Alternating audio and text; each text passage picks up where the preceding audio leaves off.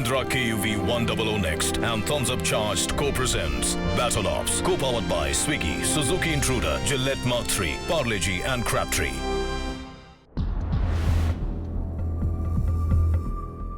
Peoples liberalisation organisation of Tamil Eelam के Sri Lankan नेता उमा माहेश्वरन मालदीव्स के व्यापारी अब्दुल्ला लतीफी से मिलने उनके पोल्ट्री फार्म में आए। उसने अब्दुल्ला लतीफी को मालदीव के राष्ट्रपति पद की पेशकश की, जिसके बदले उसे तख्ता पलट में उसका साथ देना था। लतीफी ने प्रस्ताव पर विचार किया। वो इतने अच्छे मौके को अपने हाथ से नहीं निकलने देना चाहता था। उसने उमा माहेश्वरन से हाथ मिला लिया। मौजूदा मालदीव सरकार को उखाड़ फेंकने की योजना बनाई गई। मालदीव एक छोटा सा देश है जिसमें 200 के लगभग द्वीप हैं। ये श्रीलंका के दक्षिण में स्थित है और इसकी राजधानी माले केवल 2 वर्ग मील में फैली हुई है। मालदीव अपने व्हाइट सैंड बीचेस और साफ सुथरे समंदर की वजह से बहुत से टूरिस्ट्स को अपनी तरफ आकर्षित करता है, लेकिन भारत के लिए इस देश का अलग ही महत्व है। मेरे हिसाब से मालदीव्स हमारा बहुत ही महत्वपूर्ण पड़ोसी है और हमें किसी भी हालत में मालदीव को अपने से दूर नहीं होने देना चाहिए। लेकिन हालात ऐसे थे कि उन दिनों हम पाकिस्तानी F4 पैंथम फाइटर्स के प्रशंसक थे। मैं अपने सहयोगियों से पूछना चाहूंगा कि क्या आप जानते हैं कि मालदीव भारत से कितना दूर है, क्योंकि एक पैंथम फाइटर वहां से आसानी से बैंगलोर पहुंचकर एक बॉम्ब गिरा सकता है। वो बस इतना ही दूर है। भारत के लगभग सभी मालवाहक जहाज मालदीव से होकर गुजरते हैं और भारत ने ऐसे कदम उठाए हैं ताकि चीन हिंद महासागर पर अपना कब्जा न बना पाए। मालदीव 1965 में अंग्रेजों से आजाद हुआ था और राष्ट्रपति गयूम इस देश के दूसरे राष्ट्रपति थे। उन्होंने 1978 में राष्ट्रपति इब्राहिम नासिर के बाद यह पद संभाल लिया था, जो कि बाद में देश छोड़कर चले गए थे। 1980 और 1983 में उनका तख्ता पलटने की 2 नाकाम कोशिशें की गईं। 3 नवंबर 1988 को की जाने वाली कोशिश उनका तख्ता पलटने की तीसरी कोशिश थी। ये जबरदस्त साजिश थी। लतीफी को राष्ट्रपति बनाने का वादा किया गया था, जिसके बाद प्लॉट आसानी से श्रीलंका और भारत में गन्स, ड्रग्स और गोल्ड की स्मगलिंग कर सकता था। हम ये कभी नहीं चाहते थे कि हमारे आसपास के इलाके में हिंसा या जोर जबरदस्ती से सरकार बदलने की रवायत पड़ जाए।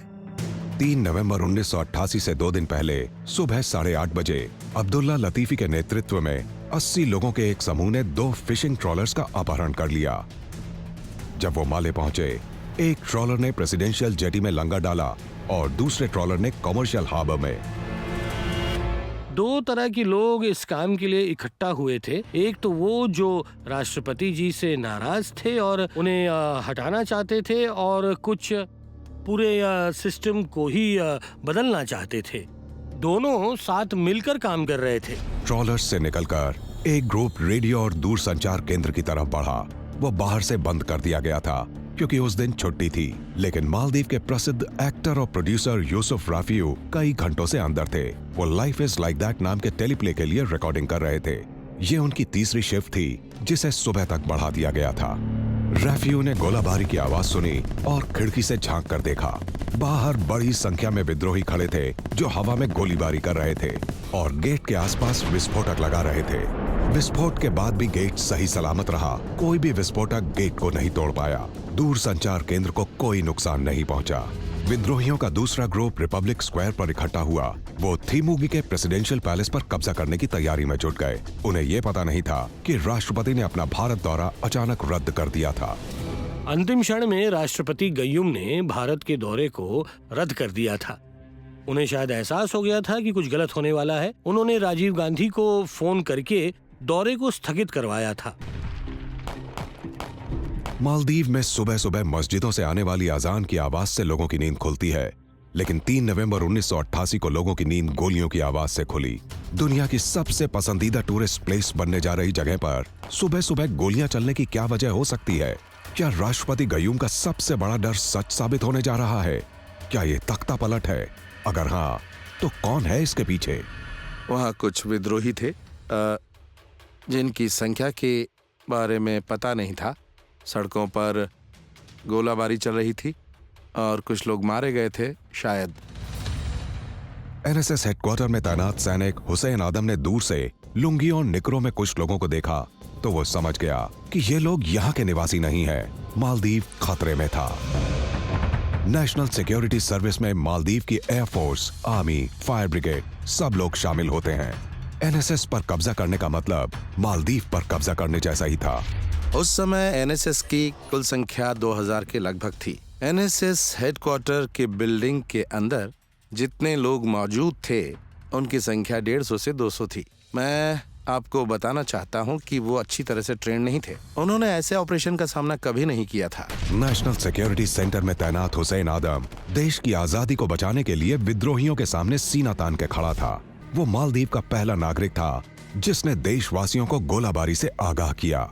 वो अकेला विद्रोहियों का रास्ता रोके हुए था। गोलियों की बौछार ने उसकी जान ले ली। उसकी जिंदगी और मालदीव की आजादी दोनों का खात्मा हो गया। वो देश जो विकसित हो रहा था और दुनिया में मान्यता पाने की कोशिश कर रहा था, उस पर हथियारों से लैस 80 आतंकवादियों ने कब्जा कर लिया था। वहाँ चेतावनी देने की कोई व्यवस्था नहीं थी। उस इलाके में गश्त की भी कोई व्यवस्था नहीं थी। इसलिए विद्रोहियों को इस चीज का पूरा फायदा मिला। मालदीव को अपनी सुरक्षा का मौका ही नहीं मिला। प्रेसिडेंट पैलेस पर विद्रोही हमला कर रहे थे। राष्ट्रपति कयूम को पता था कि खतरा उनके सिर पर मंडरा रहा है। वो अपने सुरक्षा सलाहकार अनरबी सत्तार की मदद से पश्चिमी गेट से बचकर निकल गए और कई इमारतों से होते हुए उप रक्षा मंत्री के पास पहुंच गए, जो उन्हें एक सुरक्षित जगह पर ले गए। लेकिन उप रक्षा मंत्री इलियास इब्राहिम की किस्मत अच्छी नहीं थी। अपने घर वापस आते हुए हथियारों से लैस विद्रोहियों ने मशीन गन से उन पर गोलियों की बौछार कर दी।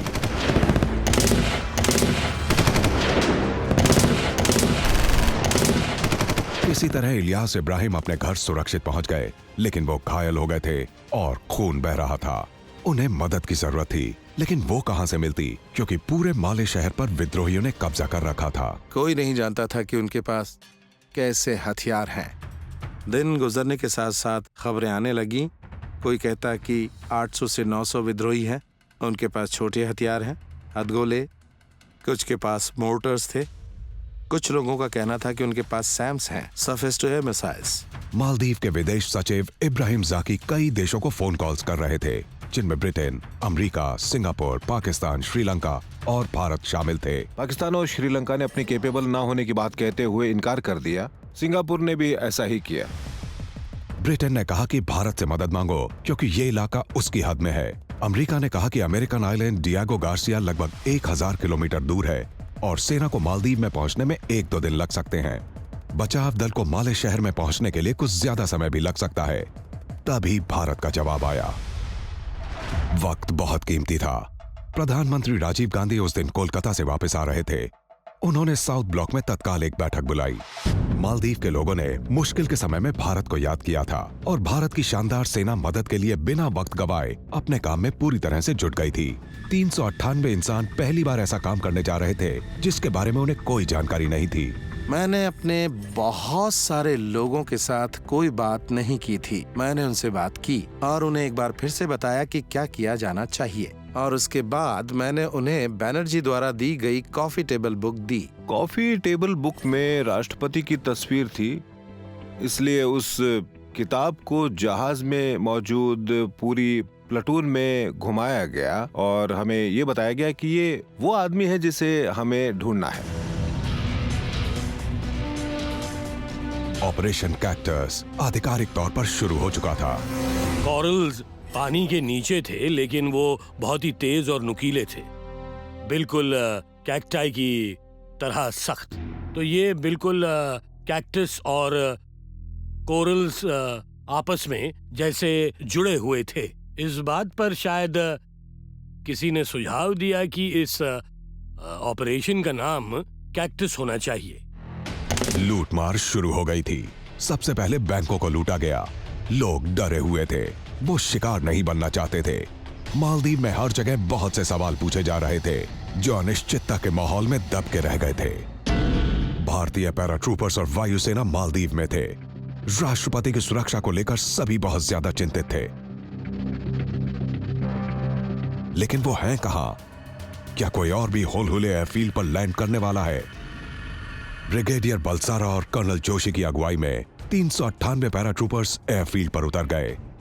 ब्रिगेडियर वीपी मलिक ने 2 डरे हुए स्थानीय लोगों को एक तरफ छुपे हुए देखा। उनमें से एक के पास ट्रांजिस्टर था। किस्मत से उस समय मेरे पास कोई हथियार नहीं था, इसलिए उन्होंने मुझसे कोई खतरा महसूस नहीं किया। मैंने उनसे पूछा कि क्या वो हिंदी समझते हैं। उन्होंने ना में सिर हिला दिया और उसके बाद जिसके पास एक ट्रांजिस्टर था उसने वो ऑन कर दिया। उस पर एक हिंदी गाना चल रहा था। तो मैंने उससे पूछा कि क्या वो बॉलीवुड को जानते और समझते हैं, तो उन्होंने हाँ में सिर हिलाया। मालदीव के निवासियों के लिए सबसे अच्छी बात यह थी कि फोन कनेक्शन और रेडियो चल रहा था। ये चीज बहुत ही कमाल की थी क्योंकि विद्रोही रेडियो और दूरसंचार केंद्र पर कब्जा नहीं कर पाए थे। भले ही मालदीव में पहुंचे भारतीय सैनिकों की खबर अब पूरी दुनिया में फैल गई थी, लेकिन विद्रोही अभी भी इस बात से अनजान थे। वो ताकत के नशे में चूर थे। विद्रोही प्रेसिडेंशियल पैलेस में घुसने में कामयाब हो गए थे, लेकिन सौभाग्य से राष्ट्रपति वहां से सुरक्षित निकल चुके थे। लेकिन उनके शिक्षा मंत्री अहमद मुश्तबा और उनकी सास को पकड़ लिया गया था। ब्रिगेडियर बलसारा और बैनर्जी राष्ट्रपति के साथ संपर्क स्थापित करने के लिए एटीसी में गए। हम आपके देश में पहुंच गए हैं। जो मदद आप चाहते हैं वो हम अपने साथ लाए हैं। हमने एटीसी के द्वारा उन्हें ये संदेश पहुंचाया था। डर और भारतीय सेना के पहुंचने से मिली राहत की भावना के साथ राष्ट्रपति गयूम ने ब्रिगेडियर बलसारा को सब कुछ जल्दी से अपने काबू में करने के लिए कहा। ब्रिगेडियर बलसारा समझ गए कि भले ही हुलहुले एयरफील्ड अब तक सुरक्षित है, लेकिन माले द्वीप नहीं।